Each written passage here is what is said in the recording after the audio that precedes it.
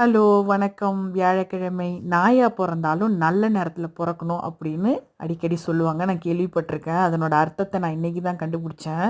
காலையில எழுந்திரிச்சு வீட்டு வேலைலாம் பார்த்துட்டு, காஃபி குடிக்க கூட நேரம் இல்லாம கடகடன்னு ஓடி வந்தாச்சு. ட்ரெயின் எடுத்து ட்ரெயினுக்குள்ள உட்காந்தா, ட்ரெயினுக்குள்ள ஒரு மக்காவும் இல்ல. சரி ரொம்ப நல்லதா போச்சு. கொஞ்சம் ரிலாக்ஸா போலாமேன்னு சொல்லிட்டு நான் மட்டும் தான். ஸோ அப்படியே வெளியில வேடிக்கை பார்த்துக்கிட்டு நல்ல வெயிலு.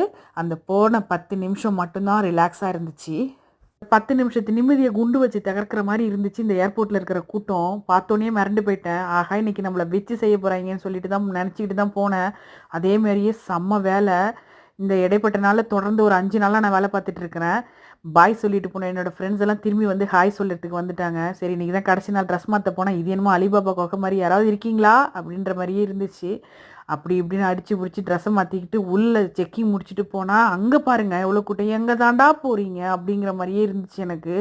நாயா பொறந்தாலும் ஏன் நல்ல நேரத்துல பொறக்கணும்னு. ஐயா காலுக்கு கீழ பாருங்க தெரியும். வெள்ள வெளிர்ன்னு ஒருத்தரு, இந்த அம்மாவுக்கு பக்கத்துல பாருங்க கருப்பா ஒருத்தரு. எல்லா வேலையும் அதாவது செக்கிங்லாம் முடிச்சுட்டு போர்டிங் பாஸ்லாம் எடுத்துட்டு ஃப்ளைட் ஏற ரெடியா இருக்கிறாங்க. அடுத்தது என்ன? ஃப்ளைட்ல ஏற வேண்டியதுதான். இதுக்கு தாங்க அன்னைக்கே சொல்லியிருக்காங்க போல இருக்கு. நாயா பொறந்தாலும் நல்ல நேரத்துல பொறக்கணும்னு எனக்கு இப்பதான் புரியுது.